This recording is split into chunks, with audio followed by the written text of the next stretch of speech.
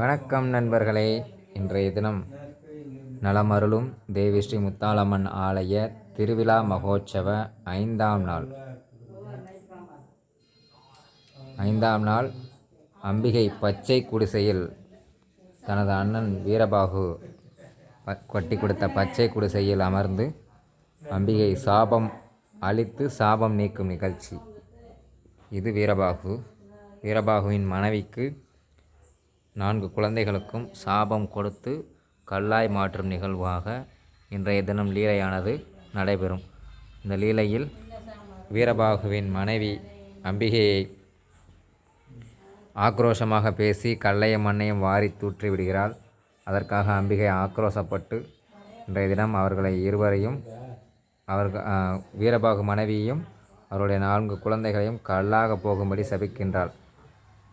தனக்கு அடைக்கலம் கொடுத்ததற்காக இப்படி சாபம் கொடுக்கலாமா என்று வீரபாகு கேட்டதற்காக இணங்கி தன் சாபத்தை நீக்குவதற்காக உபாயம் அளிக்கின்றாள் இன்றைய தினம் தேவி. இந்த லீலையை இன்றைய தினம் நடைபெற்றது. விருதுநகர் மாவட்டம் சங்கரலிங்கபுரம் கிராமம் நலமருளும் தேவி ஸ்ரீ முத்தாலம்மன் ஆலயம். அனைவரும் வருக, அம்மன் அருள் பெறுக. நன்றி, வணக்கம்.